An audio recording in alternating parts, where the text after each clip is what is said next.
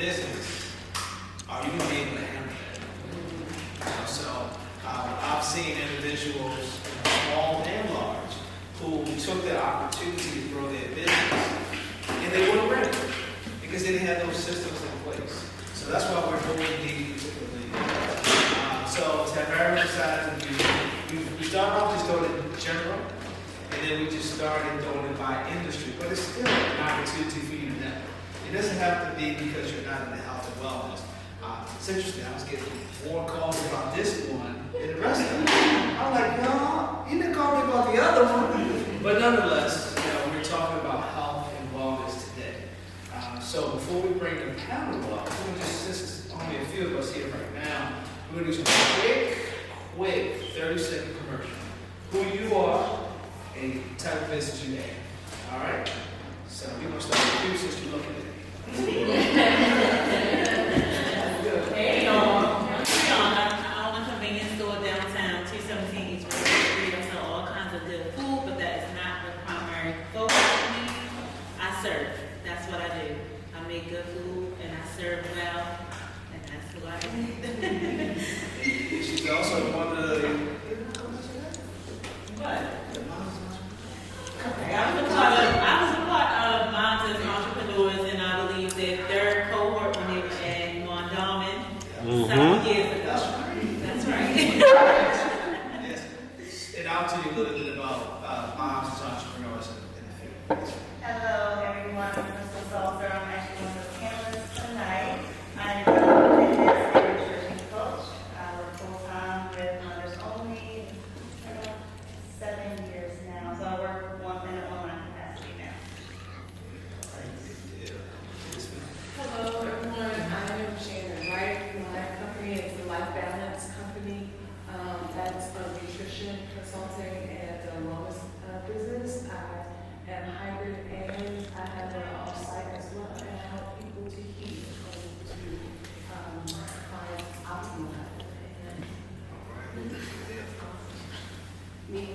If you see my eyes looking at you, that means not cross-eyed. My name is Ashley Lynn Grimes. I am a nurse. I am the mother of 2 beautiful girls. I'm also the owner of Cannabis Nursing Solutions and the founder of the Cannabis Nursing School that is in development right now. You mean on Thursday? Yes, we are. It's cannabis education for nursing professionals. So no, I don't have y'all hooked up, please don't. I know a lot of people that have access to it, so if you need connections, I'm cool with that, but that's not my focus. I educate nurses. The goal is to integrate cannabis in health. We call it medical cannabis, but we're really in the medical part. So yeah, that's 3 o'clock. yes. We said it's up? 3 o'clock Thursday. Everybody, I'm Shelby Eldridge. I'm Shelby Eldridge, and my business is By Vision Creations LLC. I am the confidence coach. That is the brand. And what I really do is help high-level professionals to accomplish their personal and professional goals in less time without overthinking or being overwhelmed. So I make it real simple for them, helping them to overcome doubt, self-doubt, negative self-talk, low confidence, all those things, and help them really to take action for their goals. I'm not going to say too much, I think I will get the gym in. So, that's right. And I'll meet all of you. Good evening, I'm Ethan Sarabin. I'm actually one of the panelists as well. I'm a master's level social work. My business is Down on the Rise. We are a 501c3 nonprofit as well as a lifetime mental health agency. I work with at-risk, high-risk children, youth, and families as well. Hello, my name is Nina, and I have a wellness program series. It is to help one who deals with trauma, depression, anxiety, and all those wonderful things that so many of us have to tackle on a day-to-day to focus more on positive, replace negatives, get over those insecurities, build confidence, peace, joy, and happiness, and all of that stuff. Okay, jacket. I know, right? Yes. All right. We're like the Eagles. You an Eagle fan?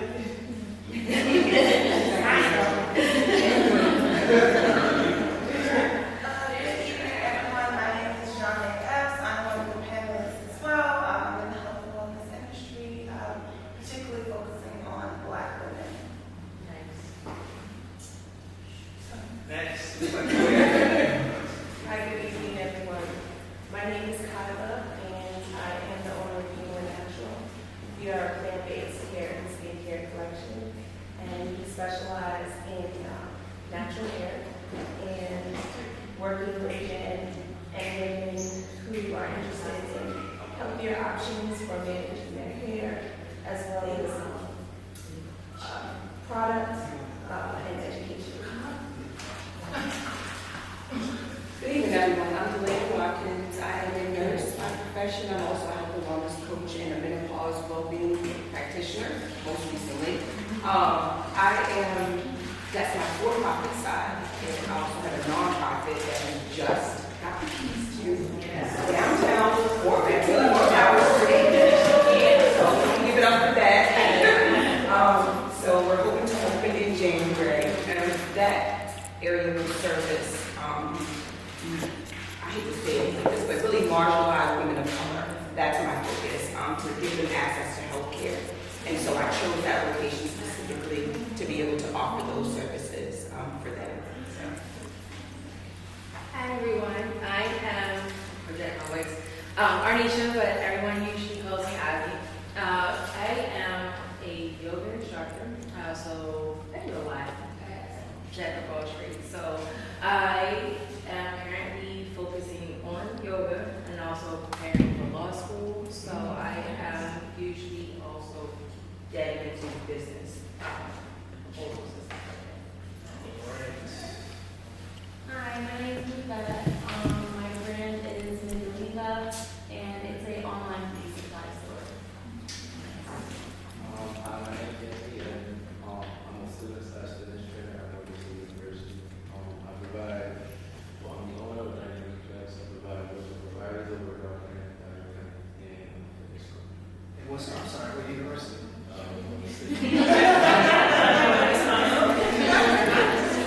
Any other more nice up in here? Look at that. Look at that. Go Bears. So my name is Jay. I'm Jay Lynch. I have a business called Beauty in the City. I host food events for women.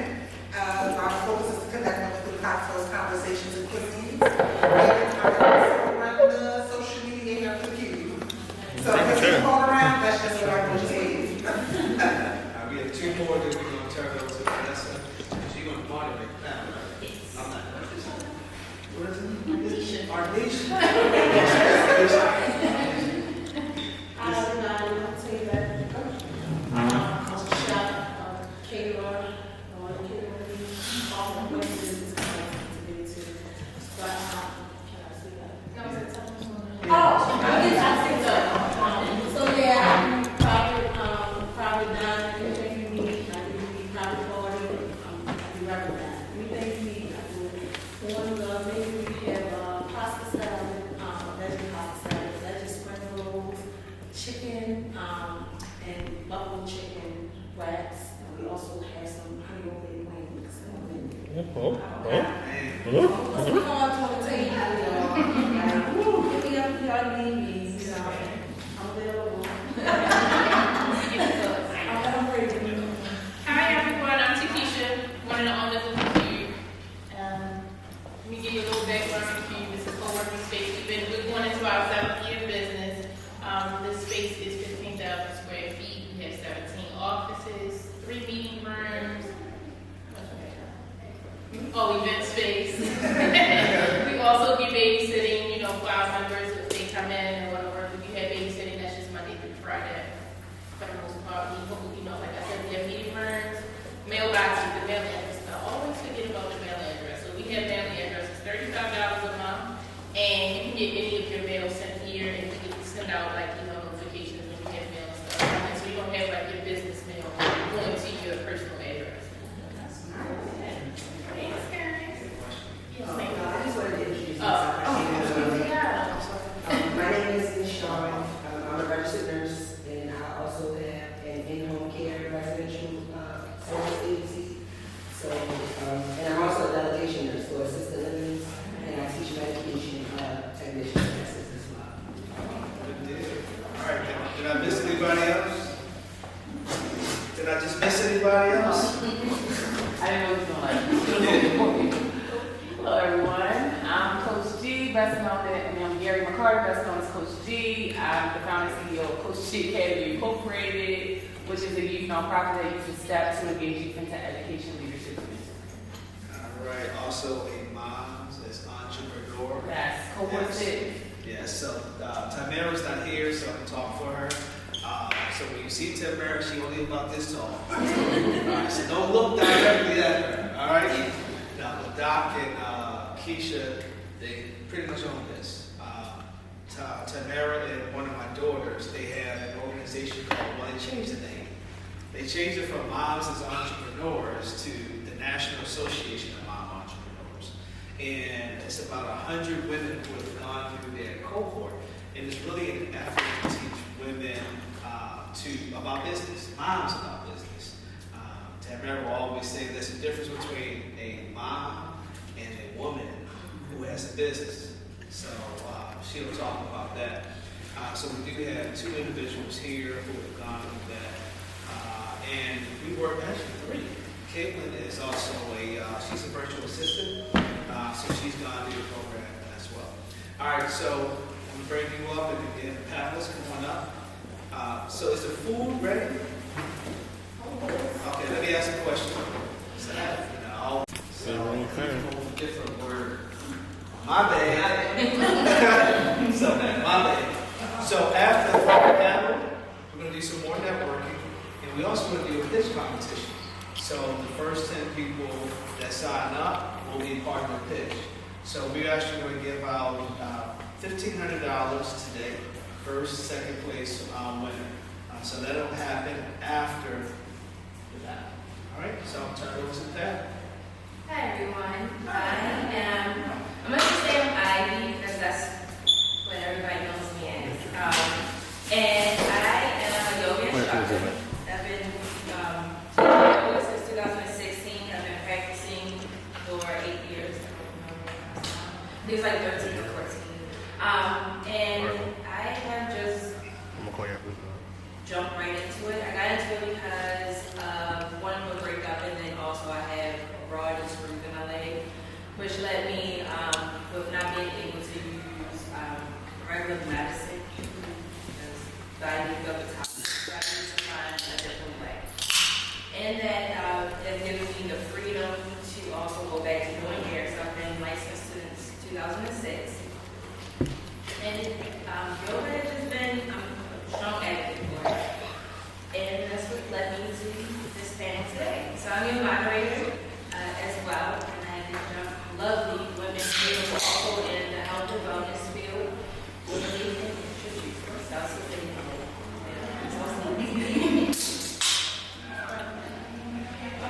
Whoever likes to start. Hi everybody, I'm Crystal Salter. I'm a certified personal trainer, fitness instructor, and natural nutrition coach. Went to University for to study psychology. Long story short, left there, became a probation and parole officer for Baltimore City, but fell in love with fitness after I had my first child in 2012. I lost 96 pounds along my journey through clean nutrition and exercise. I made a lot of mistakes along the way, with, yoga, dieting, following the trend, detox tea, yada, yada, yada, everything under the sun completely destroyed my metabolism, broke out like crazy, and then decided to find a sustainable way to approach health and wellness and fitness and to restore my body. And so that's what I've been doing for the past, my son is now 10, I started when he was 1, so 8 years now.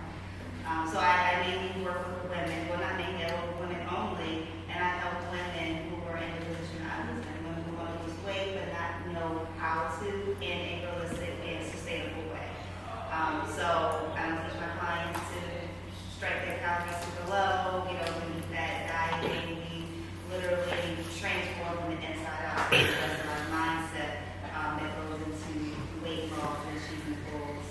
And that's what I do full time online capacity now since COVID started. Prior to that, I was working in a few gyms, CrossFit gym, and I actually have my own studio as well. Good evening, I'm Lisa Robin, managing level social worker, attending Coppin State for social work and psychology and the University of Maryland for my master's degree as well.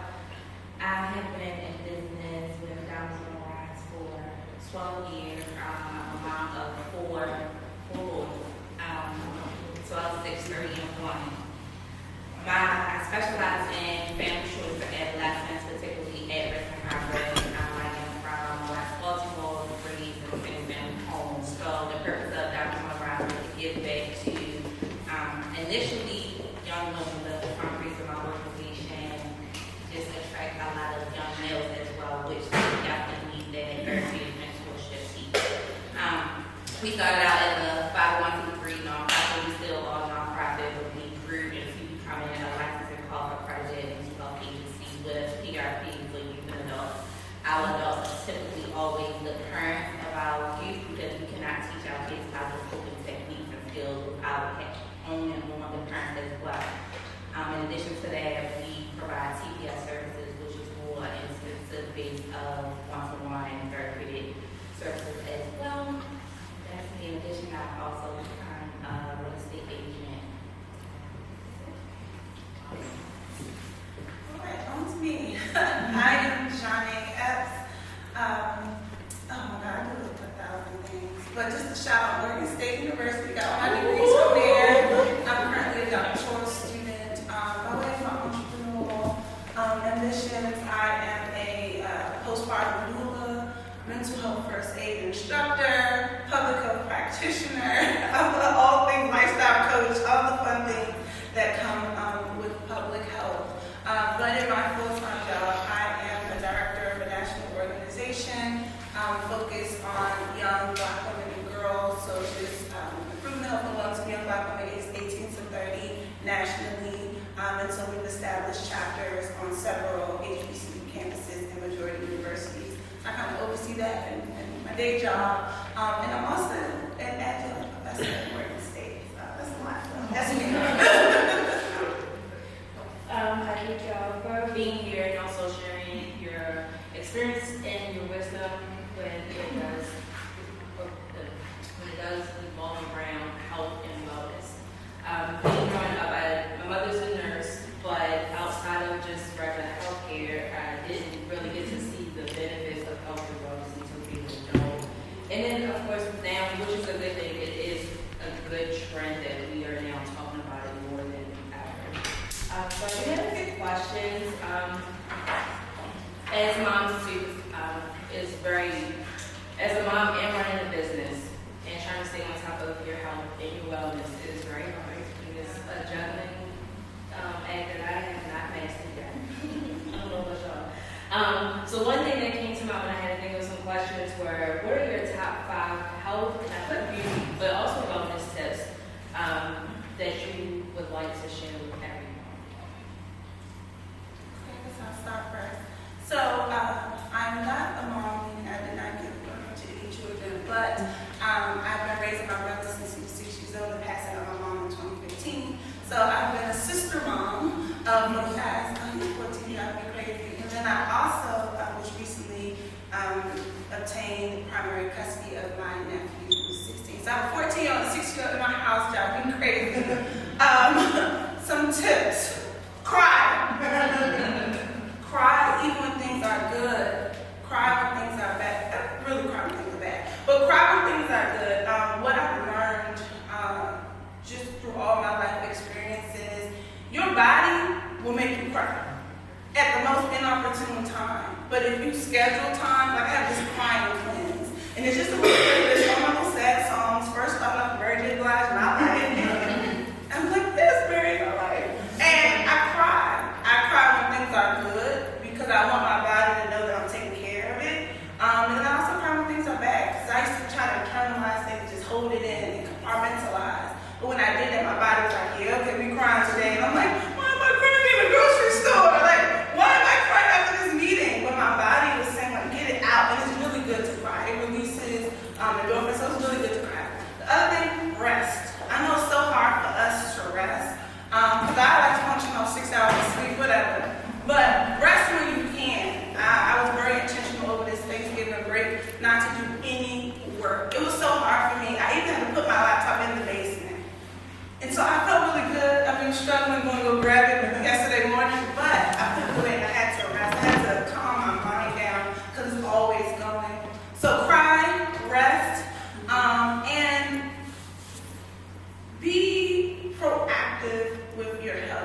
Meaning, like, know your family history, all those things, but be proactive.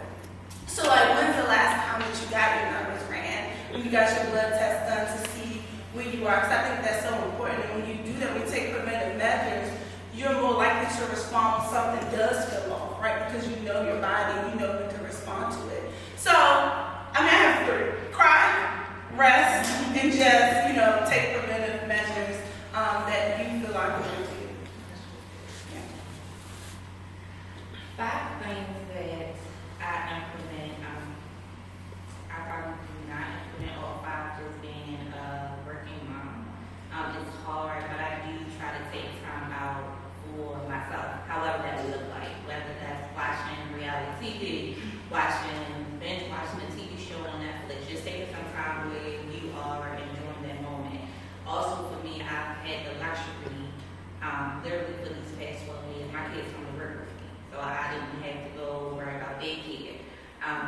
But that also was it was a lot because while I'm in meetings, while I'm typing a report, they're at my feet. But I also realized that because my kids were able to come to work with me, and even though it's, as a woman and as a mom, I found a few moments, whether it was spend my time with them as well, because that was a lot of my mind that they come with me at work, but I'm doing my work.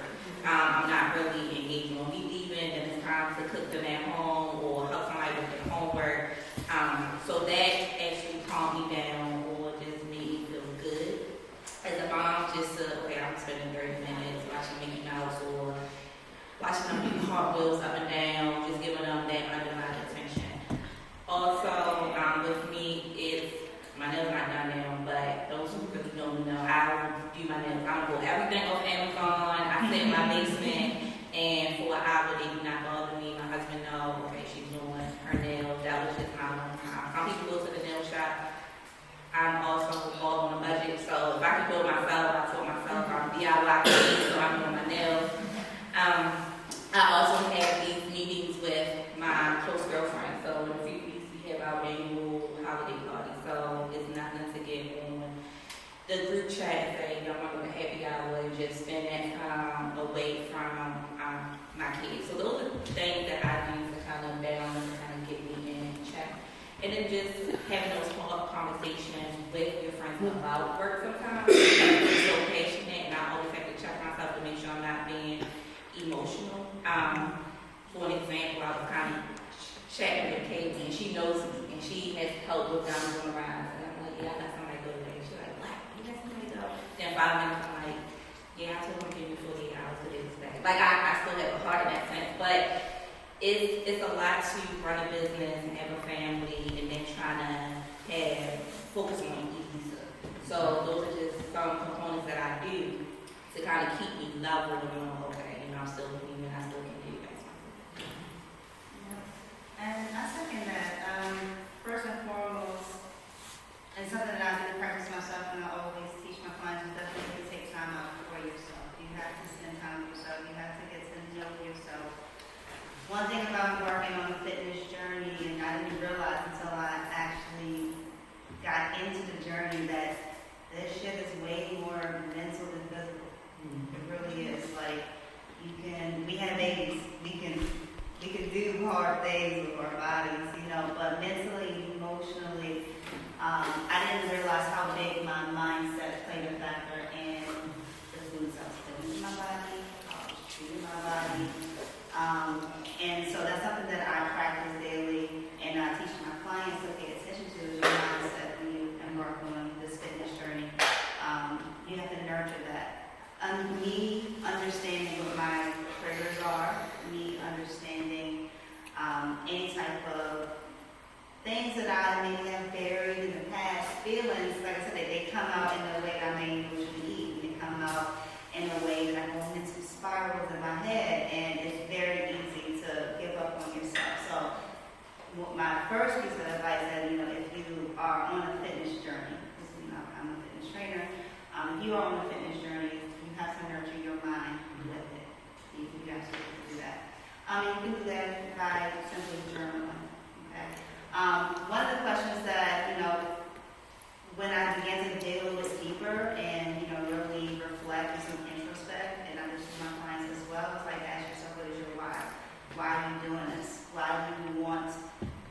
start this journey, what does it do? What is it going to do for you? What is it going to afford you? What will you now be able to do? How would your life be better? What would it improve? And when you can reflect on those things or of how it is going to improve your life, or the quality of life that is going to afford you, that's going to be that fuel that you'll need to call on and pull on. And remember, when the physical stuff gets hard, because you're going to want to quit. It is hard. It's not easy at all. But if you can say to yourself, like for me, I'm like, all right, my mother was adopted. I don't really know what runs in my family. So that's one reason right there why I need to nurture my body, why I need to eat well, because I don't know what I'm susceptible to, right? And then the second thing is I want to feel confident in my body. I want to feel vibrant. I want to feel sexy. I noticed that when I didn't feel good in myself and I was going through a pity party, I was going these downward spirals that it doesn't only affect me, it affects my husband too. You know, it affects our intimacy, our relationship, it affects our household, you know.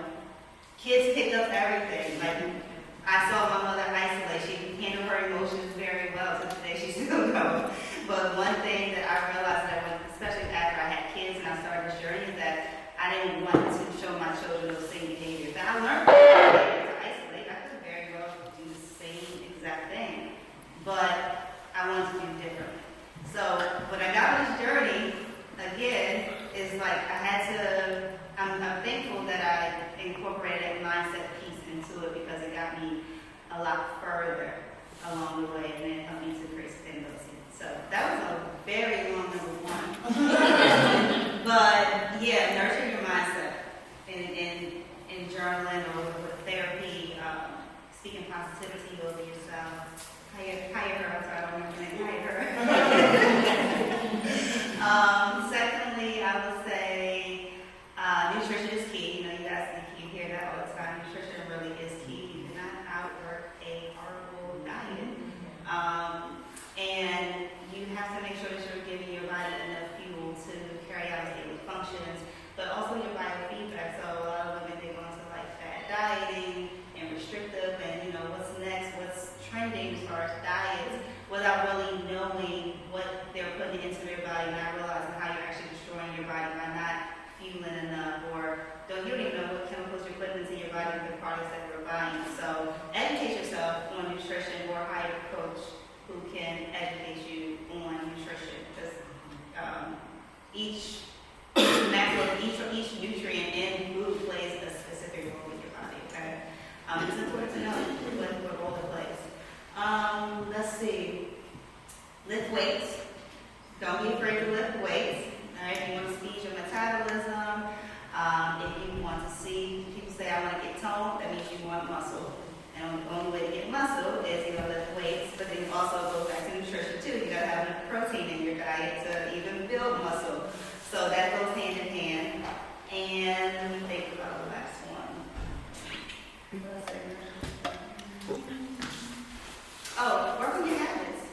Those small daily habits, like simply increasing your water intake. And your small habits, like you heard, two successes found in your daily habits.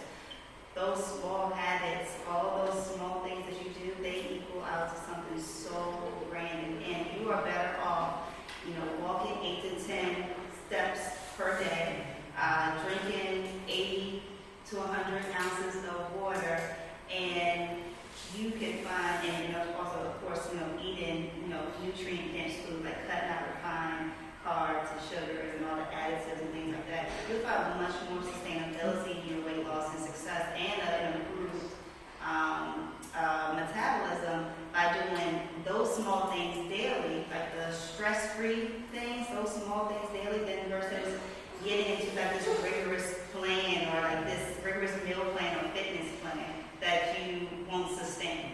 So those small habits, like those small habits, like are great. It's definitely great. I asked this question to start off. One, because I know with a lot of health and wellness advocates, what we don't do sometimes is listen to our own advice. So sometimes hearing it from someone else, it kind of sticks and it kind of reminds us of what we should be doing or what we would like to do. But I also know this is also a business. So I had a business question one of the questions I wanted to ask, I know that with times and with technology, a lot of times it is challenging and it's a little scary to get into our marketing. When it comes to health and wellness, sometimes we want to, I know for me, let me speak for myself, I like to protect the integrity of yoga. So sometimes I'm looking at it, I'm like, I don't want to post because it's kind of taken away. I don't record my classes or anything because when learning yoga, it was all about you being with yourself and taking away the distractions. And sometimes taking off the camera is a distraction. You don't want to make a noise when people are in their last final poses. But I also know that it is very important for us in today's time to market, to expand our business. So one of the questions I had was, how are you keeping your business relevant with trend skills and or marketing? And did you learn anything as you tailored it to your business and your business?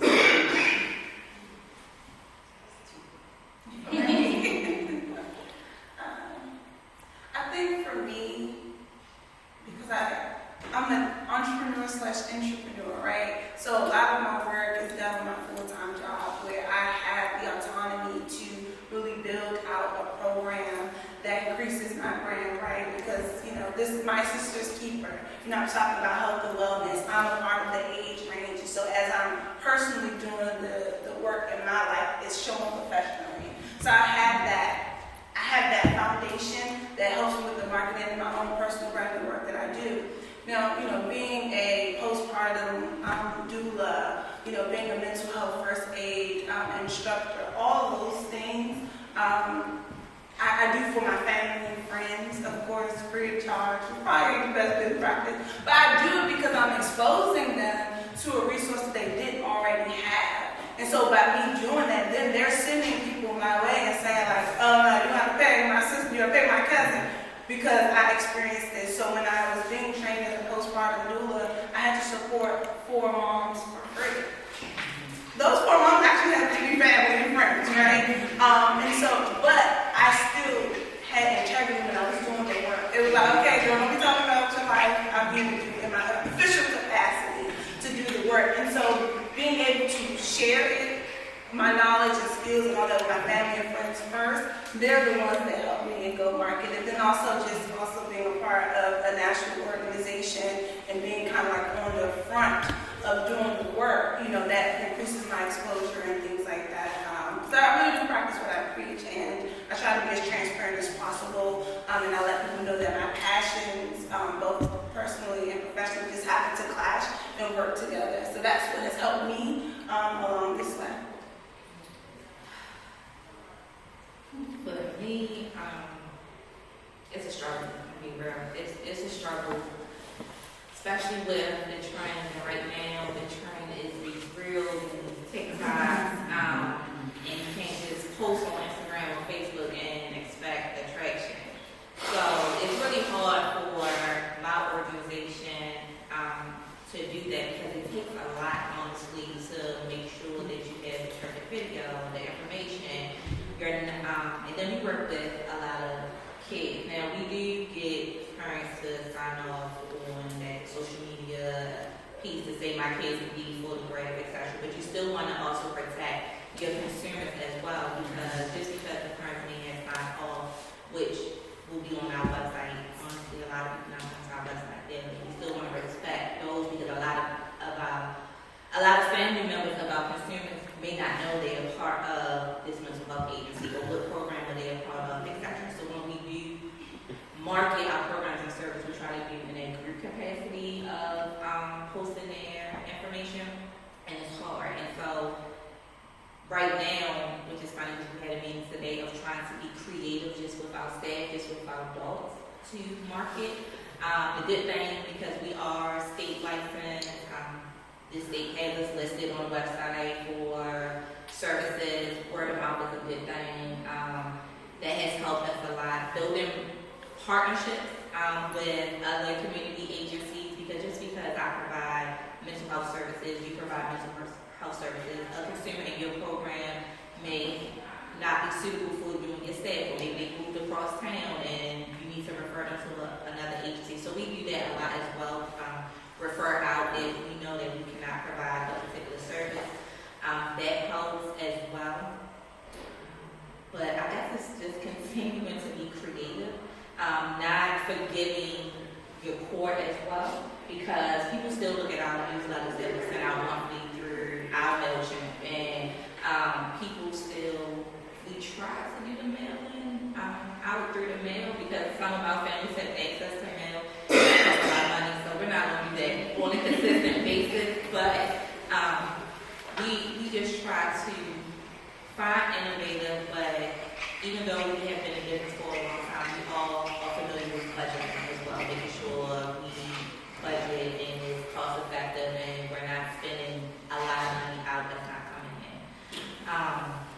So that's just trying to be creative. So, one thing that we have done with our staff is kind of talk about 5 key things around mental health or around wellness, or what do you do when you're feeling sad and blue during these holiday times, and just being creative with that aspect, which a lot of people have liked as well. So just, you do have to find what's kind of trending a little bit, but also understanding your consumers and your followers as well. Yeah, I agree with that. Definitely being creative, and social media is kind of a struggle for me too, in the sense where we were saying earlier, you gotta be like an actress or an actor on social media, and that's just not who I am at my core. And so I shy away from it, but I know that is like trending, and you gotta find trending audio. So sometimes I'll spend time and I'll search on Google, or sometimes in Instagram, the audio will tell you how many people are using this particular audio, and I'll try to pick audios that are trending, because those are the ones that are going to be played the most, and people are searching the most, and so they see your content more. But yes, it's a whole thing trying to figure out Instagram algorithm. I post a lot of workout videos. I'm asking people to share, and I noticed that when I say save this workout for your next glute day, or that you give them a call to action in your write-up, that they typically will. They will save it. So I've noticed that when I ask people to save things, or I ask someone to share things, that they typically will do that. So that has been helpful. Also, word of mouth has worked really, really great for me. I just took my business online when COVID happened, fully online. Prior to that, it was pretty much word of mouth. I mean, I was online, but I wasn't too intentional on there. I was just posting my stuff and going, but yeah, word of mouth. And as long as you're offering, your clients great service, and you say, hey, I asked too, do you mind sharing this, sharing my programs with someone in your family or someone who may need it? I work for Quinn, but I just recently niched down more to moms specifically. And so now I created a group on Facebook for moms only. And I was like, hey, if you know a mom who will benefit from this program, or from what we're learning here, please invite them into the group. So really just asking and offering great service so that they can want to.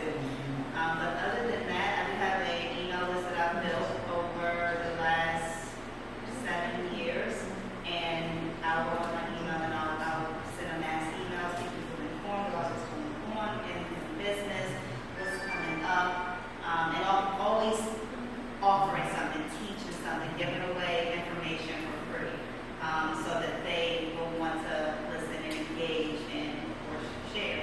So that's been helpful. I can't act on social media. That's a tough one. 5 minutes? 5 minutes. Is that good? Okay, so I'm also big on community when it comes to businesses and entrepreneurs. I like to support as many people as possible.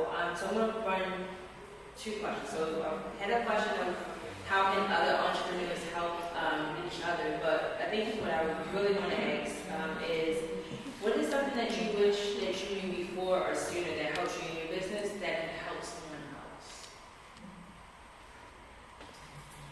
Okay. I would say those systems like working smarter and not harder, and I work hard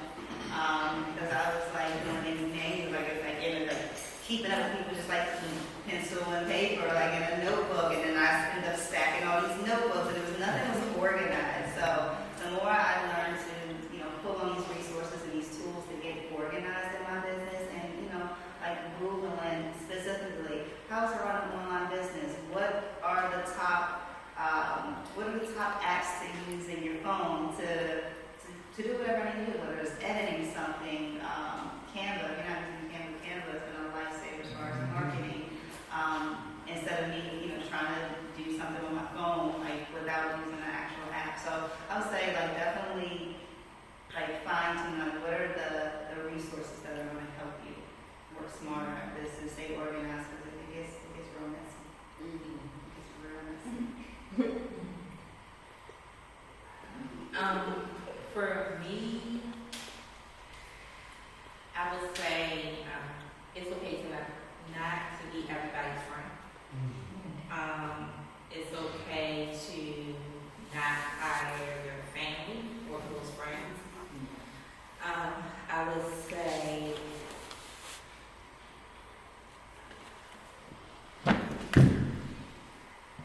it's okay to let go of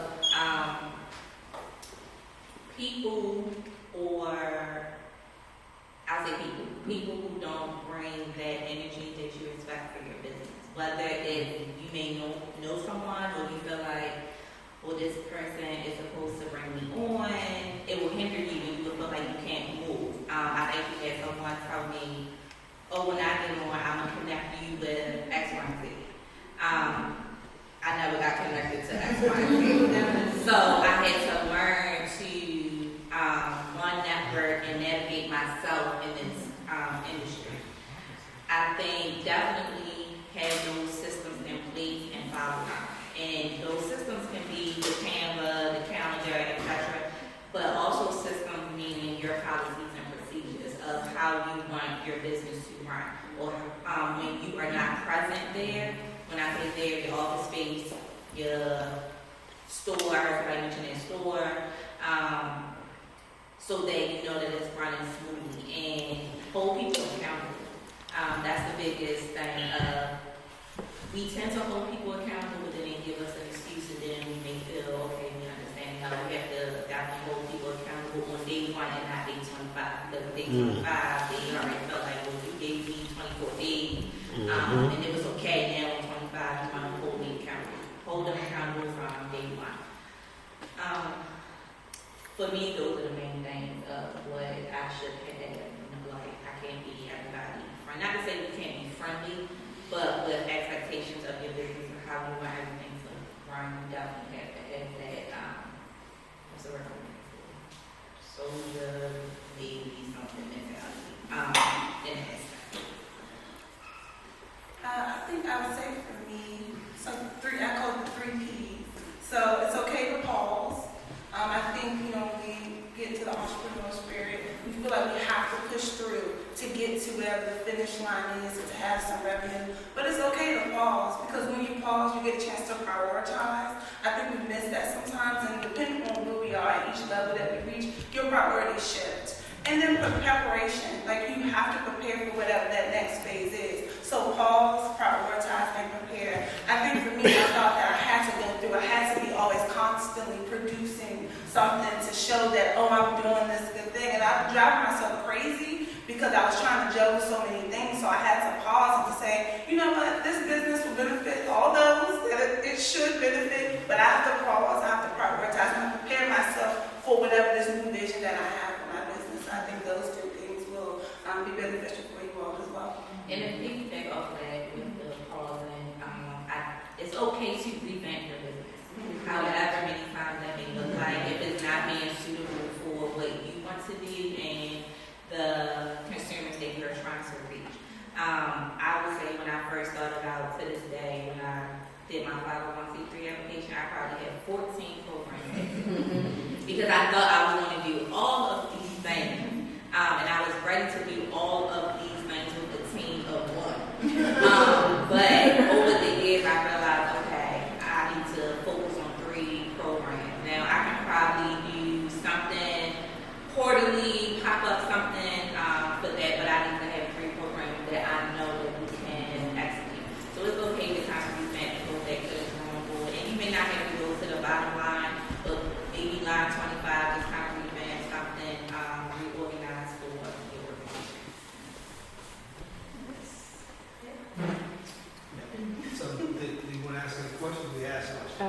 Last question before we get started. Anybody have any questions? I do. But I'll just start with one. It was for the nutrition. Well, it's a two-part question. One, how wellness is trending right now. How can you tell the difference? And I guess it's good to you guys. How can you tell the difference between, what's real and what's fake, what's good and what's bad?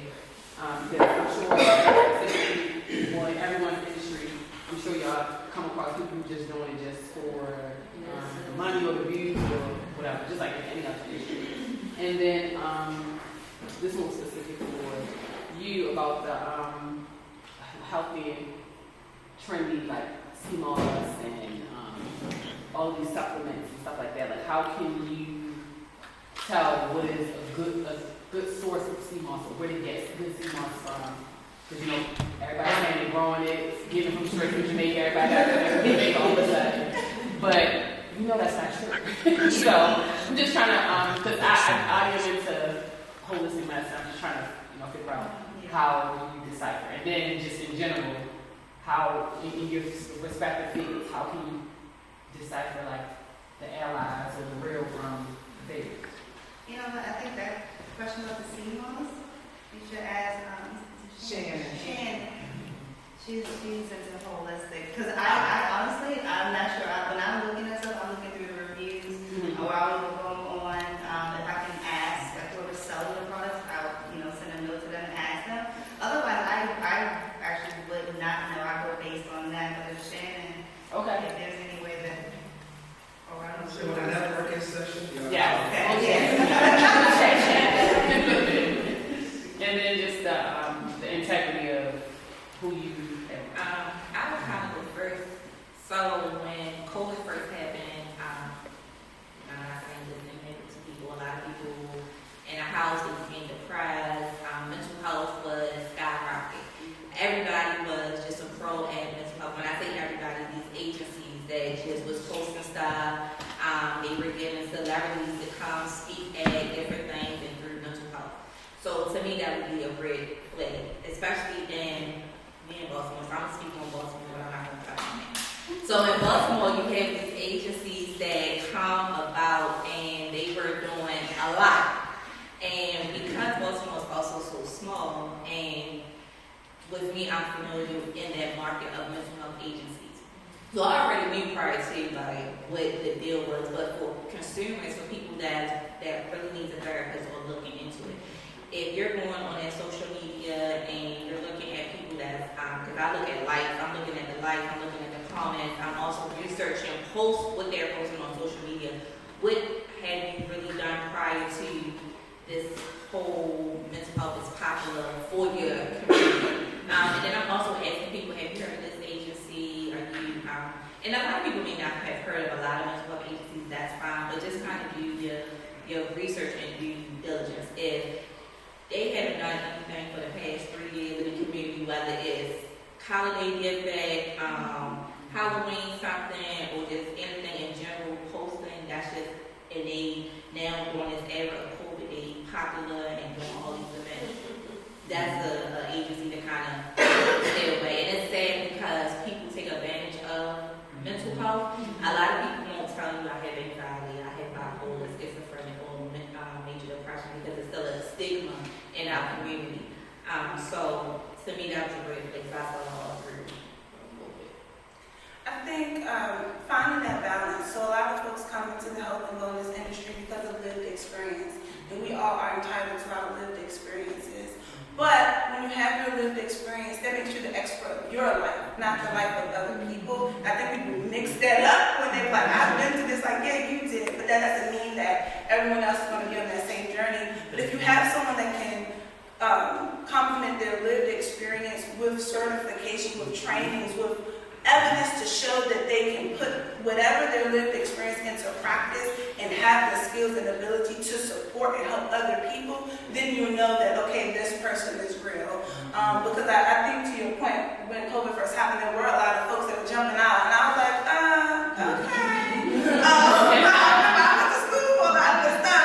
And you find it interesting because people say, I have lived experience, or I've been going to therapy. It's like, yeah, but everyone's therapy experience is not the same. There are different types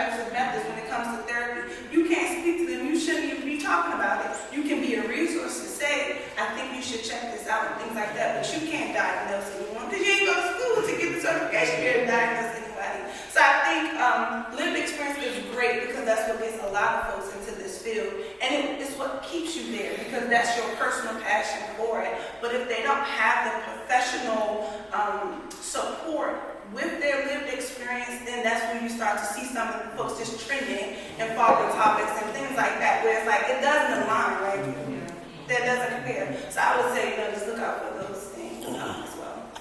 Yeah, when it comes to fitness for me, and I'm looking at other people's pages, I'm looking at their content, I'm looking at what they're actually talking about. Is there substance there? Like, are you teaching me something? Are you offering me strategies? Or can I connect to this person? What type of photos are they posting? Are they only posting like booty pics? So I'm looking through their page, and two, I resonate with people who have a transformation story as well. So I would see, okay, where did they go from A to Z and tell the story of how they got there. So I'm always looking for transparency. I'm looking to see what people are saying in the comments. Do they have clients or someone who has worked with them who can vouch for them, validate, yes, this was a great experience. But yeah, a lot of times, especially, everyone's a fitness trainer. Everybody coming out the book, which is fine. I think it's great to be in health and wellness, but I think that this is a field that many people are not educated in. And when I'm looking at other people's pages, I am searching for education. And when I'm coaching my clients, it's very much in a teaching way. I'm not just telling you what to do, I'm telling you why you're doing it, why it's beneficial to you. And then the likelihood of them taking that information and sharing it with their family, their friends, and things like that, it spreads that way. So, I'm always digging a little bit deeper. All right, we're going to save the rest of the questions for the networking session. Let's give them a hand.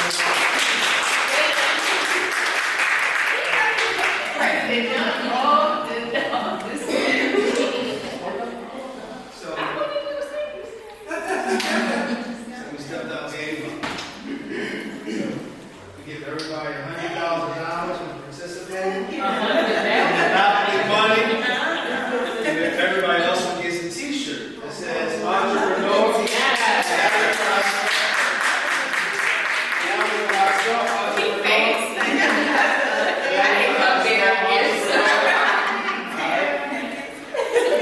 So I want to introduce you to my twin, my daughter, one of my daughters. One of my kids named Tamara and I are twins. She's petty. We are kind of twins. We know most of life. So I'm going to turn it over to Doc and introduce yourself. Tell them you're about 3'5". Yeah. Good evening, everyone. I'm Dr. Samira Lucas. I am the CEO of the space that you're in, and you co-work along with my sister and the co-founder of the National Association of Non-Entrepreneurs, which works collectively together and with EDAC to curate these events on a monthly basis. I know I was late. I was teaching. I am a professor, so I had our final class tonight. But I do want to thank everyone for showing up. But more importantly, I want to thank these ladies. So some of the things that they were talking about, especially the last question around like experts and things like that, it's really important for me to make sure I'm curating really good content, right? It's not about who has 100,000 followers or who's the popular person. When I think about curating these panels, I'm looking at who are truly the experts that can deliver information from various perspectives as business owners, but also as practitioners. And I couldn't think of a dynamic four that could do so. Three of these ladies I have personal relationships with, and I just met this one. I don't want to say just met, but we've met recently, and I love what she's been able to do with her health, her business, and everything. And so I couldn't really think of any other ladies that could actually deliver what they delivered tonight. So I want to thank you all immensely. Showing up. This is the power of networking and building genuine relationships. I called, and they did not hesitate to say yes. And if it's anything that I've accomplished in life, I don't care about the money or anything. Not that don't think I got money because I don't do that. But I'm just saying my biggest accomplishment are the people that I'm able to build genuine relationships with. And we don't have to talk every day. We don't have to talk every month. But when I pick up the phone, they're like, hey, what's up? Yeah, got it, no worries. And I don't do the same good for them as well. So we are going into our next part of the program. I love this part because I did not even think that I would ever get to a point where I can give out money. It feels so good. Like, Oprah, you get it out. So we're going to our pitch competition. So I didn't look at the list of like who signed up, but this is just. But if you have won in the past, you cannot pitch. Just an FYI. So we have 7 ladies that are pitching up to $1,000 is the top prize. Well, we have a total of $1,500 to give out. The top prize is $1,000, and the second place prize is $500, and then if you get third, you might get a T-shirt. I don't know what to tell you. So let us transition over 5 minutes. Don't leave, because you know we need to support these women. And guess what?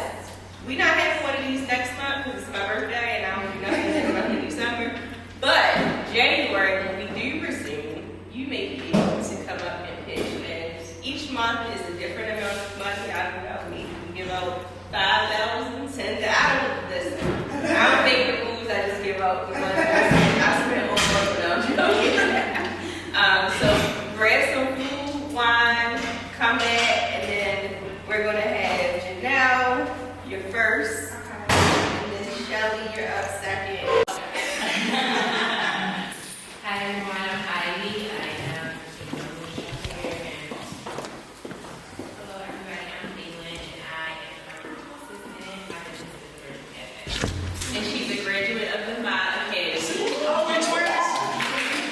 Oh, we twins, y'all. What was I saying? My twin over there. All right, twin. We got 3 minutes.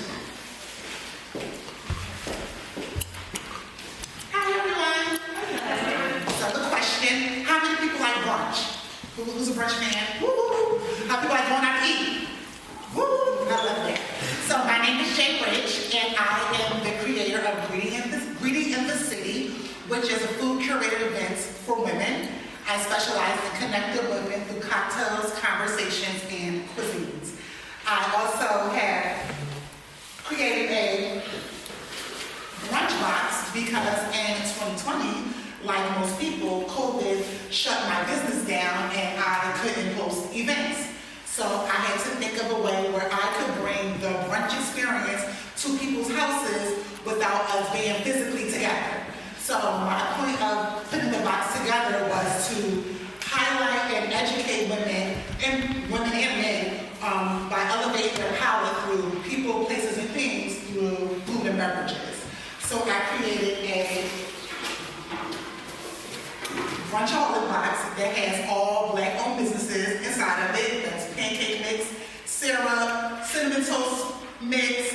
There's a candle that's a morning coffee candle for your drink, since I couldn't put juice inside of it. And there's also a glass for you to enjoy a mimosa. Oh, this is water. This is So the point of me making this box was because, for one, we don't see our brands inside of the stores, inside of our cupboards. So what way could I bring awareness, visibility, money, attraction, all to people that look just like me and you, and put it into our homes? So that is why I created the box. The box also, I use it to, the box also will bring awareness to people like you and me who don't know other than Aunt Jemima Promo Company and others. So this is why I created it. The money I would use is definitely for the product. It's for the box. It's a very expensive box. I want to be able to give more than what I was doing before.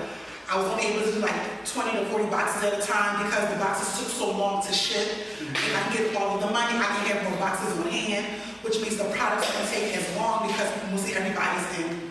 in the United States, those boxes are coming from China, so it just takes way longer to get the boxes. So if I have them on hand, I can get them out quicker. Another question I feel like I'm missing. That's it. That's what I got so far.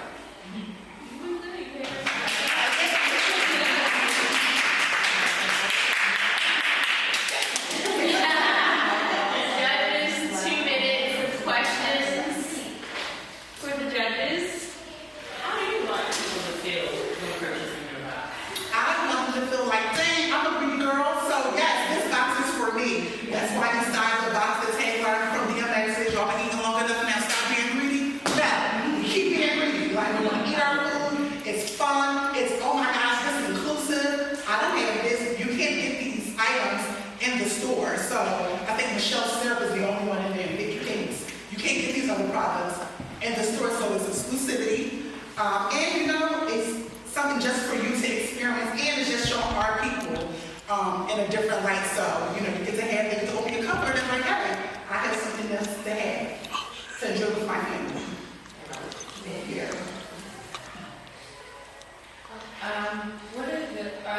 Is there a specific price for the boxes or is there ranges? So I would like to be ranges, but right now there is one set price. So the box would just be, right now, will be $400 because of all the items, everything that takes to put into the box will be priced at $100. I want to go a little bit smaller on the scale because it's just a piece of people's pockets. I would like to price the boxes at between $65 and $75. But right now they have to be at $100. Oh, okay. You sure? I'm sure. All right. That's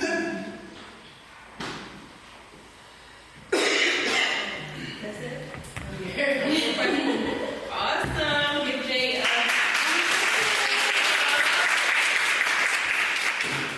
Shelly?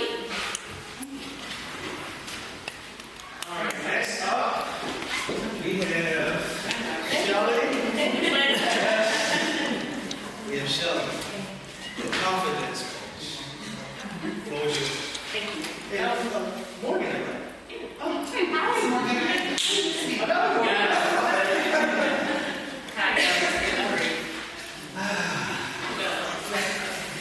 Hey everybody, let me ask you a question. And it's funny because Janelle was just talking about this. If I told you to go open the door, what would your first thought be? Why? Okay, why? Awesome. Anybody else? Which door? Anybody else? This ain't my house. So when you're thinking about your goal, when you're thinking about how do I actually accomplish my goal, the very first question that you think about is, how do I do it? When? When is this going to happen? It hasn't happened by now. So I help high-level professionals. When I say high-level professionals, I'm talking about people who are high achievers, people who are self-motivated, they're driven, but they just don't know the steps to take. They don't know where to start. They don't know how. They don't know when. And they get stuck. They get stuck in negative self-talk. They get stuck in comparison with other people. So they're trying to figure out, how do I actually get started? So I help high-level professionals to accomplish their personal and professional goals in less time without overthinking and without being overwhelmed. Now, who am I? You ask. I'm Shelly Eldridge, and I am called the Confidence Coach. I am with theconfidencecoach.org. I'm the founder of that organization business kind of thing. And what I really focus on and how I help these professionals is using my 8-step system. So that 8-step system is called the Possibility Framework. Through this framework, I've actually developed 3 different types of initiatives. The first initiative is my signature Goal Setting for Success Masterclass. Now this masterclass is designed for companies, organizations, to help them, to help their employees with team building, strategic planning, helping them to really goal setting and even professional development. So then the second part of it is that I've designed and developed the Goal Success University. Now this university is an exclusive university where professionals get to work with me one-on-one to figure out their process for their goals. I'm not telling them I'm helping them to navigate their process with a proven strategy. And so the third part of it is what I'm actually building out now, where I would love the funds for, is to be able to build out a program that's accessible, that's easy to be able to use, and is self-paced. This is the Goal Center for Success Masterclass content within and right at your fingertips. So if you're not a company or organization, you're an individual professional, and you want this information, it'll be made readily available for just $49 a month. You'll have access to that content, and I'm telling you, when I say it's impactful, it will blow your mind. You're like, dang, the first line, you're like, thanks.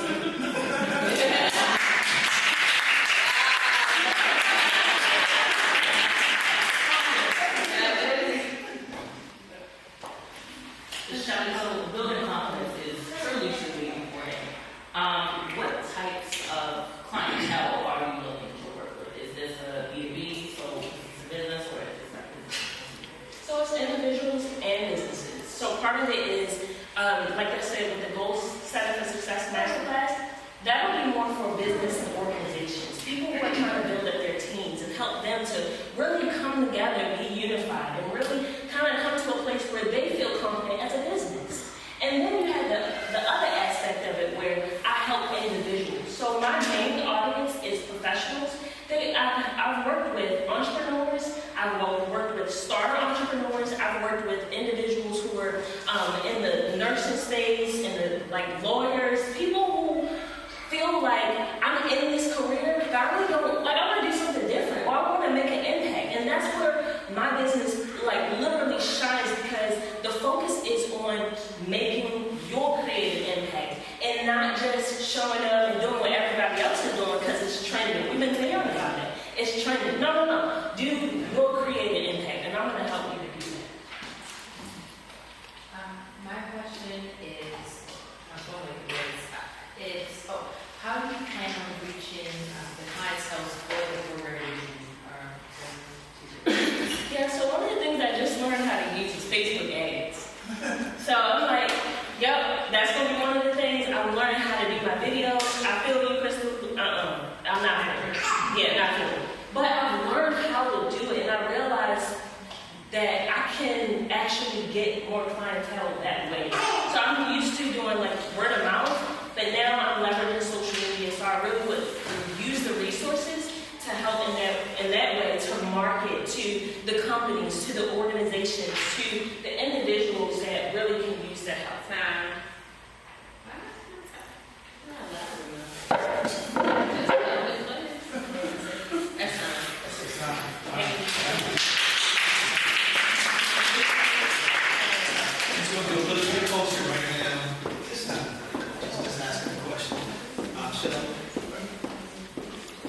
Are you a nonprofit? No. What's your website?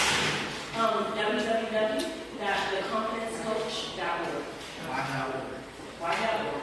Because I felt like the .com, well, first party, .com is easy. But my organization supports the Dang Project, which I could go into details, but my brother is in a mental facility, and so I help those who are, I support those who are in mental facility that need support and love, and they want to feel empowered, and so that's what we give a portion of our proceeds to support that. Okay. All right, so I appreciate that.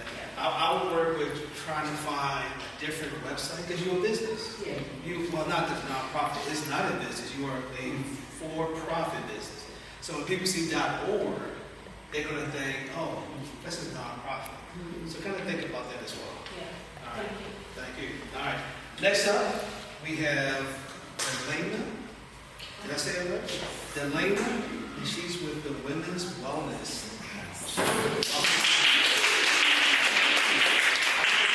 Way down bottom on the list.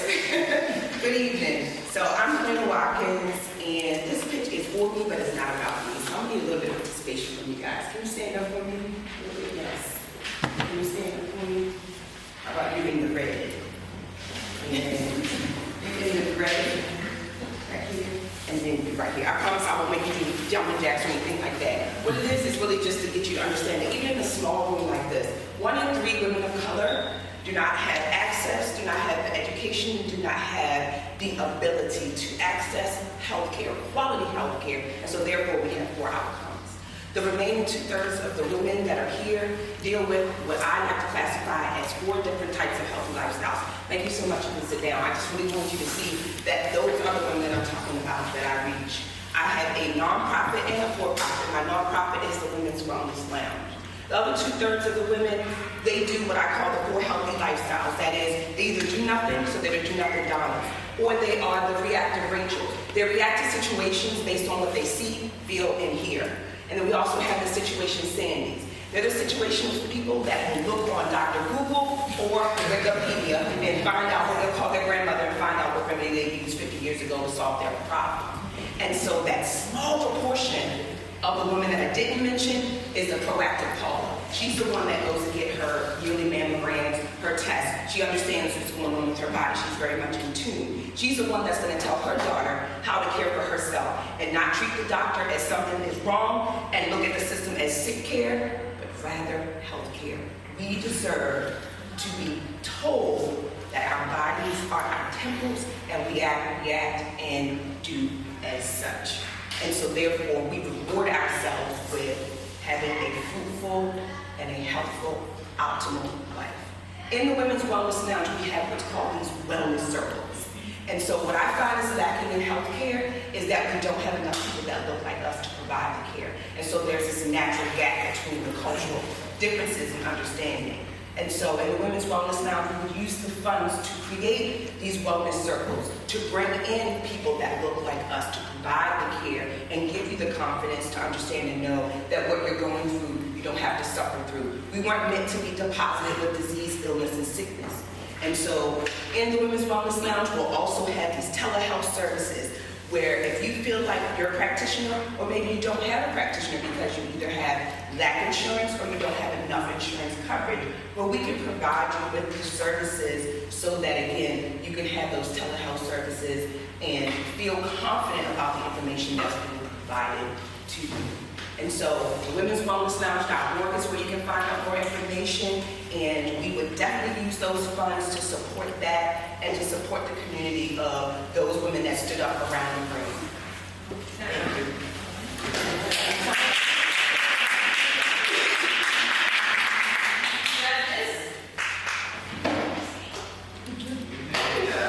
Average cost to operate?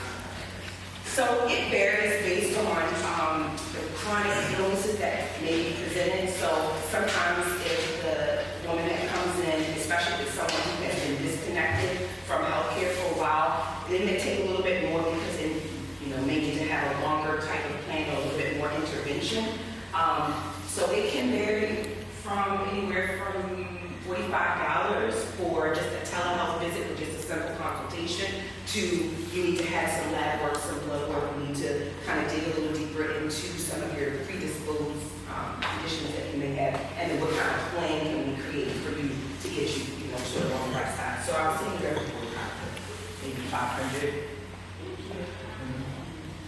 How do you plan on reaching the government who you think will benefit the non-insurance? Partnerships. So outside of just the community and referrals, I'm very, very heavily on social media with what my mission is and the women that I need to talk to, right? So I'm very much in front of them. They very much know that I sleep and breathe what I talk about, and so I usually don't have a difficult time reaching my target audience. However, partnerships have really come into play for me in the last year, pretty much really since COVID.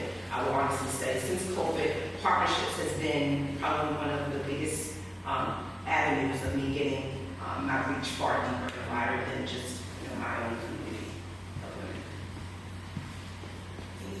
Okay.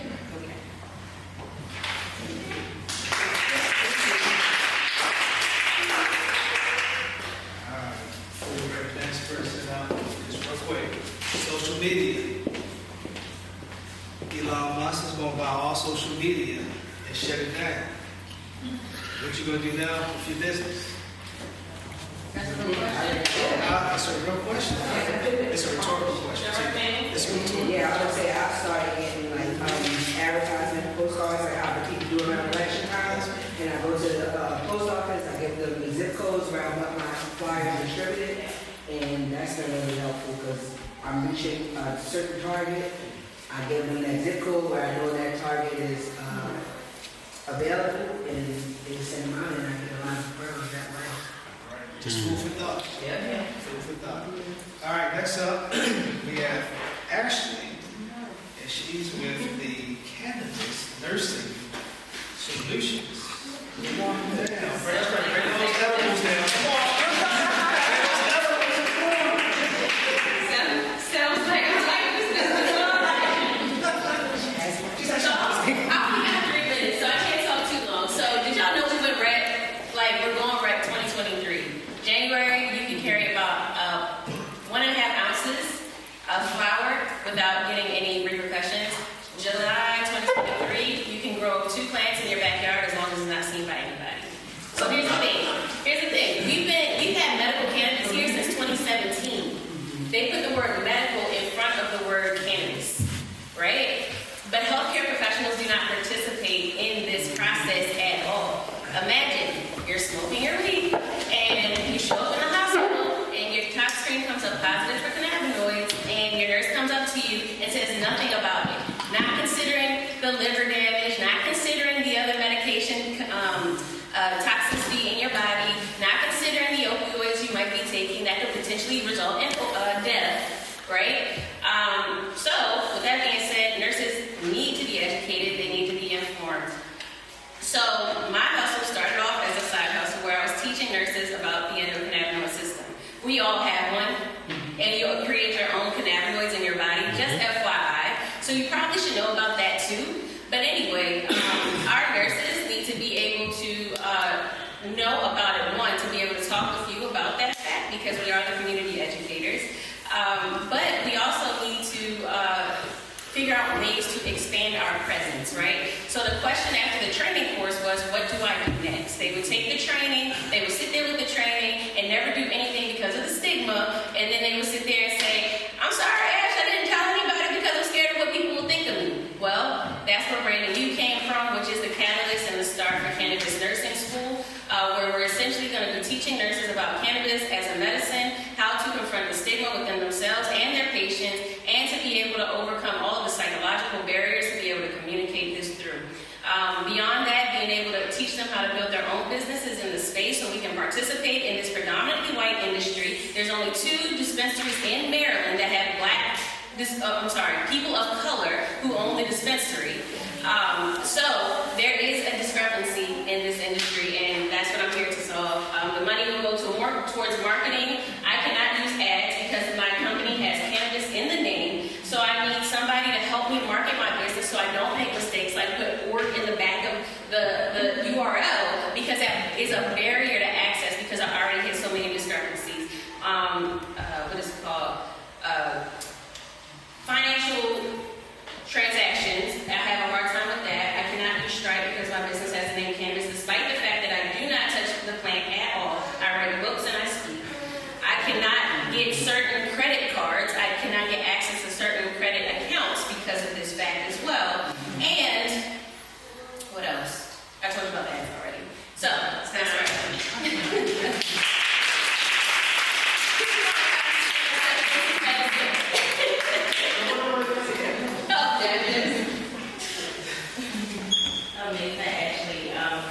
One quick question.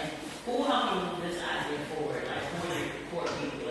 So right now it's mostly me, but the school is built on my beta group. So I've been testing out all of my content with this group, and they're my core supporters. They advocate for me on a regular basis with anybody that they need, in addition to my marketing team that's supporting me as well. How do you reach, is there certain nurse personnel that you are trying to work with, or are you trying to expand across the board in that? Ideally, it would be all nurses, right? But target audience-wise, like where we are today, it's mostly nurses who they consume on the low. They are people who have dealt with controversy in their roles as a nurse, feel like there's more to healthcare than what's been taught to them. That's generally the personality that I come in contact with. And most people that I've come in contact with has been in personal connection. So, you know, I can't do full-blown ad marketing or anything like that. So literally doing events like this, I've been to speaking events, I've been to different conferences, you know, just trying to get the word out there because, you know, traditional methods just, you know, go past this. And I'm just going to ask, what kind of advertising were you besides you just mentioned speaking engagements? Yeah, so speaking engagements is also a marketing tactic. Being able to be in different rooms with different people, but really creating a polished look around the cannabis nursing school so people can take it serious. Professionalism is key in showing up as my avatar.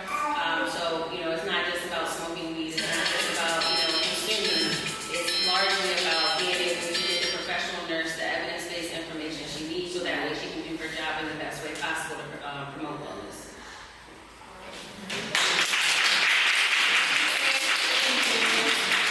22. All right, so we're going to get into the first story of our vocabulary. My days. I just went over Shannon and went right to, I know, you should have said no. My bad. All right, my bad. So, please welcome to the stage, Shannon.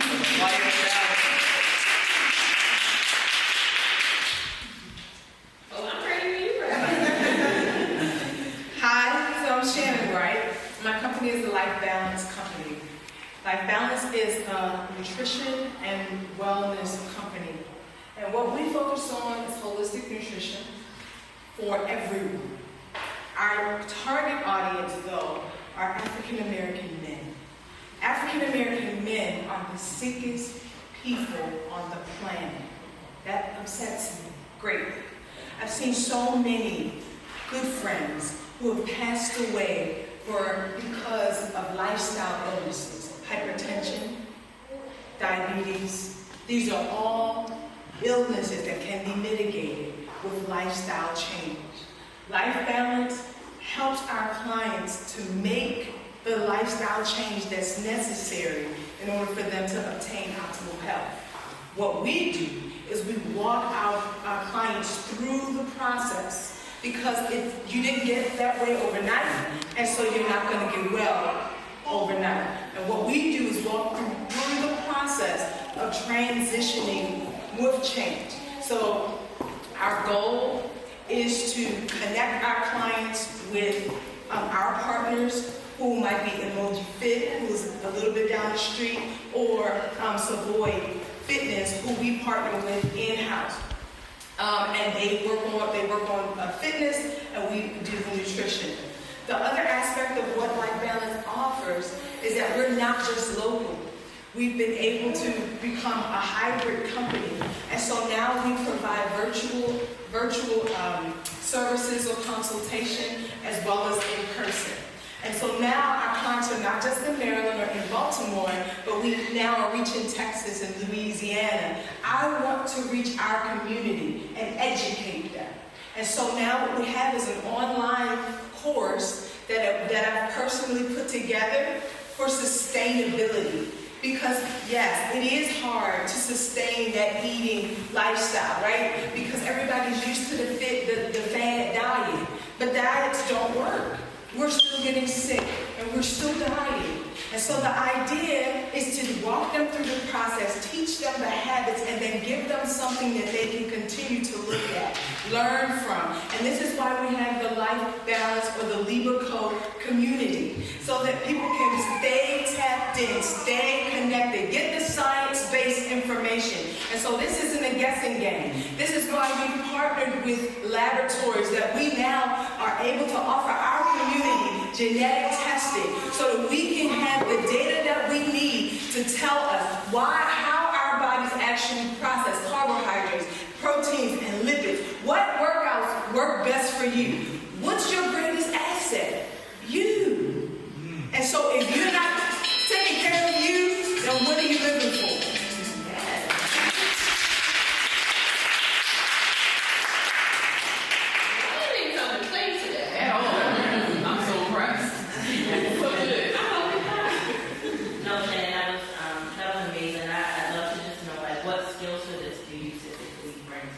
Sure.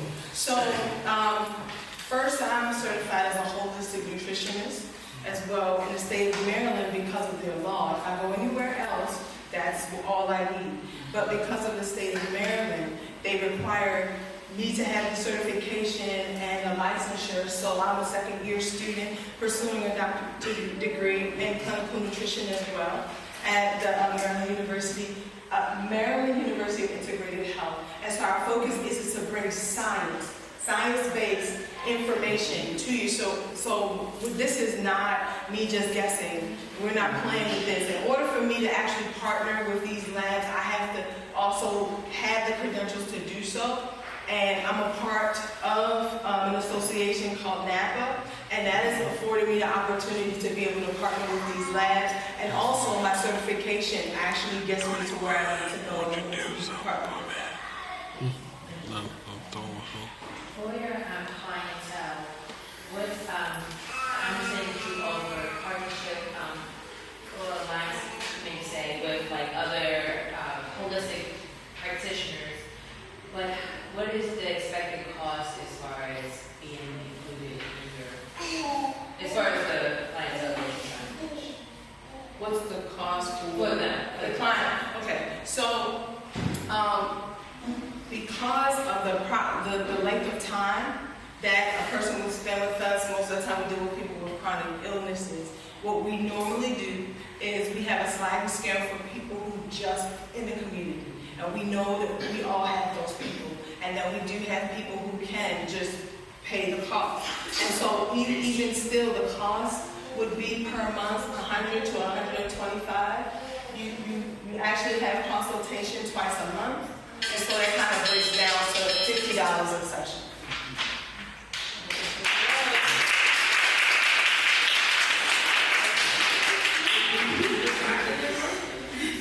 All right, we're down to the last two.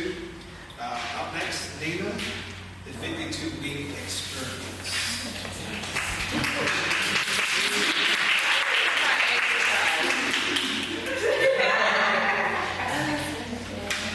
I've never done this before, so please excuse me and bear with me and answer those questions. I am Nina. My first name is Nina. Everyone calls me Nina because of my hospitality business. But the Wellness Journal series is something that was started based off of some things that I was going through and that helped me, work through a lot of different things: grief, trauma, depression, anxiety, just a number of different things where, like Shelby works with the highly motivated, I work with the very little motivated. When you're depressed, sometimes just taking a shower is a task. And so for me, I create spaces for women who need that kind of support, so let them know that it is okay. You will get through this. You can rebuild. You can find yourself again. You can reconnect with yourself. My journal series was created, I released in January of 2019. So right before the pandemic, I was on the wellness kick. And from then, I started with one journal, and it has grown into an 11 journal series because I had to create something for everyone. So, you have books for women, you have books for couples, you have books for small business owners, even children, because they need a space to be able to speak about how they feel too. Each of the journals, you have tasks that you complete, and you focus on those tasks and how you feel about completing those tasks, so that when you look back over things, you focus and see the good times. And then you want to do more. It's 52 weeks because there's 52 weeks in a year. A lot of things can change for you in a year if you just stay focused and start to replace those negatives with the positives. How I reach people, I actually work with therapists who get my books and give them to their clients and their patients and things, children, couples, because I have the dating editions, and then I also have sexual exploration coloring books as well, even some children. So I work with them. I seek out, even if I travel, events for wellness and for women. Even if it's a personal trip, I've been finding that my friends understand that's something that's personal for me. It's a passion project because I want to help people. And what I would do with the money is to, printing costs, help. I need help with someone to be able to hold the camera so that I can do a bunch of marketing videos, to be able to put up my content. And I want to be able to have, I guess, extra money so that way when I meet women who need the help and can't afford the books, I give away a lot of books because it's more important for me for a person to help themselves than for me. I would get the money regardless, so I want to be able to keep doing that comfortably.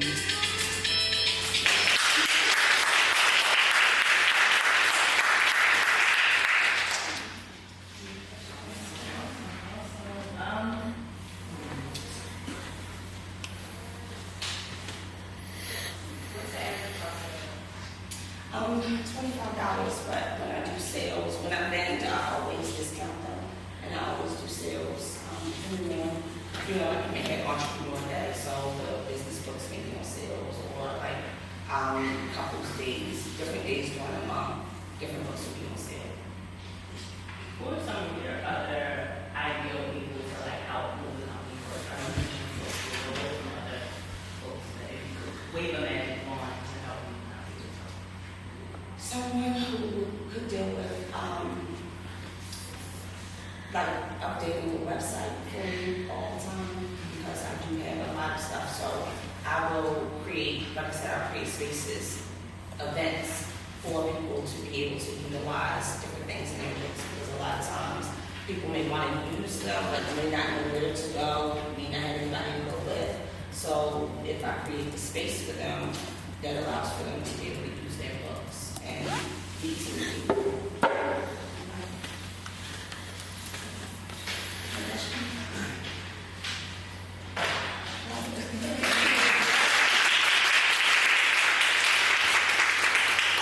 We're down to the last person, but here's the teacher. Real quick. You said you discount your books. All right. So, of course, you cover your costs. All right. So I work with a lot of women, solo entrepreneurs, and even the women that government contracts. That's why he's bold.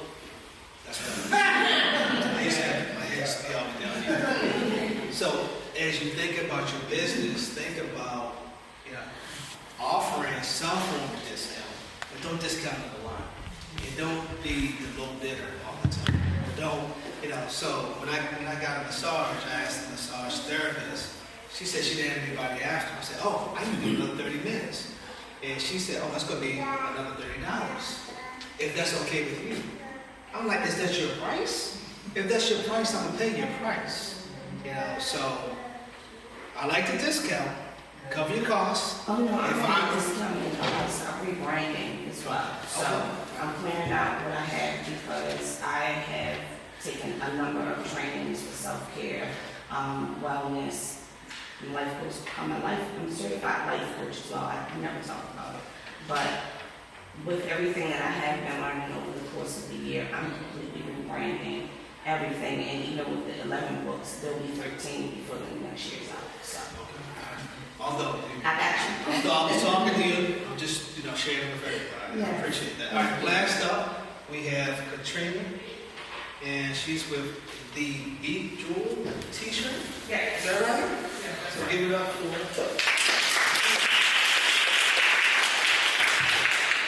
Hello everyone, how are you all today? So I'm here to bring the fun back, get back out into the community. My name is Katrina Cousins. Like you said, my business is the Bejeweled T-shirt. And I do custom T-shirts, custom bling T-shirts, and also I do like sublimation and things like that. But when the pandemic hit, I was just in the process of starting a new business, which was called Bling Parties, which basically with Bling Parties, I would come to you, or you would come to a space that I was sorting out to have a space, and you would come in and bling out a shirt or a hat or something like that, but you would do it with your friends. So what I did was, because the pandemic had shut us down, I started doing virtual bling parties. So now that the world has opened back up, I'm moving back to bling parties. So what bling parties are? have you all ever been to like New Orleans or in a wedding party and had t-shirts? Yes. And you always want to get the best t-shirts, right? It's like our crew is better than your crew, right? So with bridal bling parties and with bling parties, what I do is I help you to create a design that is to your liking for your birthday, your weddings, your HBCU, and things like that. And then you will bring all your friends, and we will come and we'll have the bling party. What the bling party is everything you would need to bling out a shirt. You would get your rhinestones, you would get your template, your personalized template, and on top of that, it's a party. So we're going to be partying that. We're going to be drinking if that's a part of your thing. I'm going to bring champagne. I'm going to bring light snacks to this party, and I'm also going to bring a photo booth because after you get your shirts done, you don't want to, show people your pictures on social media. So you're going to be able to take your pictures. With bridal bling parties, you can also, there's two parts of it. You can purchase a bling box. With bling boxes, it's like a business in a box. So once you purchase this bling box, you'll have everything you need in order to sell t-shirts, right? So if you're like a person that's a crafter that wants to, I'm interested in it, but I don't know, I'm gonna need all this stuff. I got you. My target market is women, brides, birthday trips, girls' night out, any type of gathering for women that's going out and wanting to display who they are. The bride's tribe, this is my birthday, whatever. I got you. I got a design for you. I will do all the graphic designing for you, and I'll get those bling shirts done for you. My target market is, like I said, women. How I'm going to help is I'm bringing back the fun. I'm bringing back the coming back together. Woo-hoo!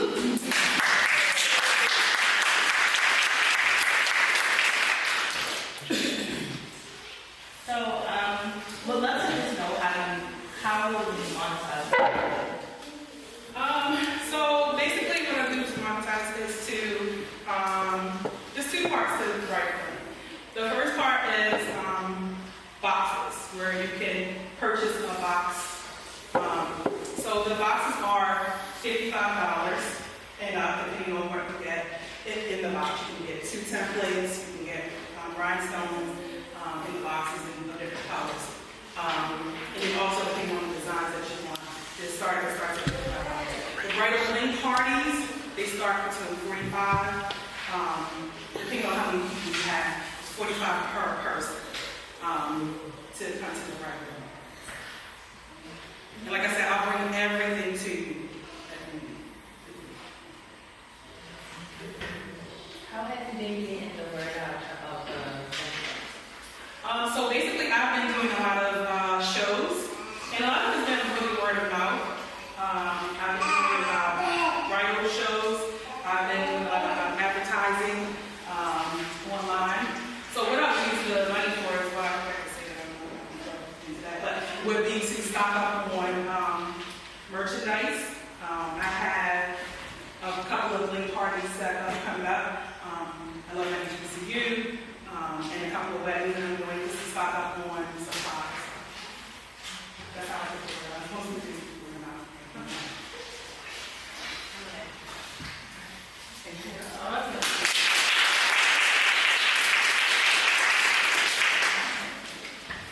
Oh my God,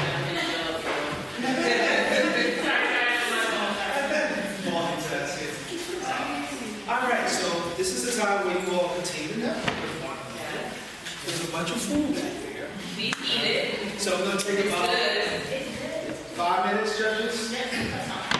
We're going to take 5 minutes to determine who's going to get the $10,000. All right?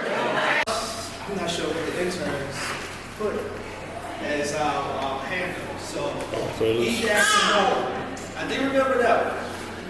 And I believe we're on, to find out what we're on. Instagram. Twitter. I think we're on Facebook. I mean, we got so many different programs going on. I'm not sure which one we're on. But I think we are on Instagram and on Facebook. Because they said that the younger individuals are on Instagram. And the people, well, they said the older people, they said the people your age, Mr. Omar, are on Facebook. They don't know that I'm only 25. You know how people nowadays, beard, you know, I got 5 grade. Absolutely. More distinguished. Are you ready? Yeah, vision of life. Absolutely. All right, so we have who's first and second? All right, so what's your first? Okay. So second place winner. Let me say the phrase that everybody always says. You all are winners. Everybody's a winner. But we have 2 top winners. And I'm glad I didn't have this aside. All right, so I'll bet you all. Second place?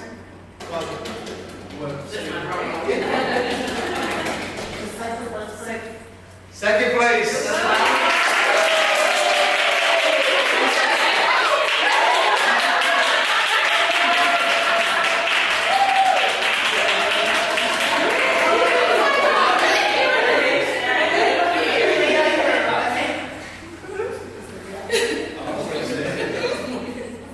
Oh wait, oh shoot. Hold on, wait. That's me.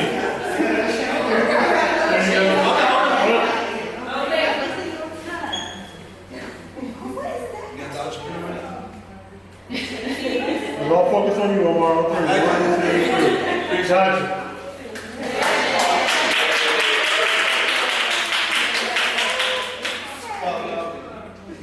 I'm gonna need to check back afterwards. You can take as many pictures as you want. And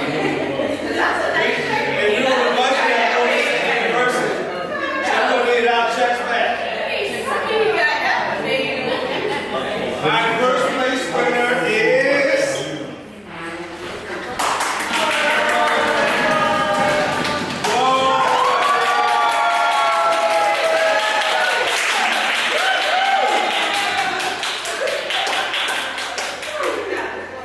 Everybody's just so good, honestly. I'm glad I had you. Me too. That's the first time I've ever won anything. All right.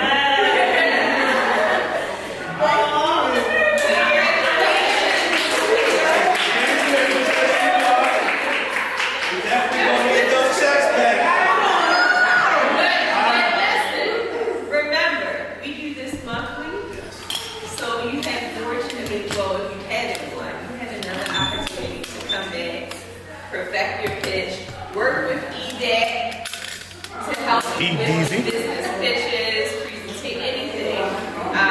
The women, EDAC focus all on it. It's not just for working students, it's for everyone. And so I strongly suggest take advantage of the resources that you have available. Don't just say, oh, I didn't win and I'm not trying again. Come back. The Cube would not be the largest Black women-owned co-working space in the United States and #1 in Maryland if it wasn't for it's with the parents. Let's give it up for Omar. That's because I exist and do what I do because he helped me from the bottom to now. And so I took advantage of those resources. I got on his nerves and everybody else, and voila. So if I can do it, and I'm from West Baltimore, and I'm from East Baltimore, but she can't strike. You can do it. She can't strike. But go ahead, close it out. all right. That's it. So do we have any moms here? Because we have the mom candidate. Yes. We do have the mom candidate as well. And Jay. So a couple things. Thank you all for coming out. I know it's kind of chilly out there. I know you all want to get home just like me and watch the basketball. So I will keep you along. So it's all about just showing up, right? And people showing up. This is your first time pitching. Tamara forgot about you. Because you did shit right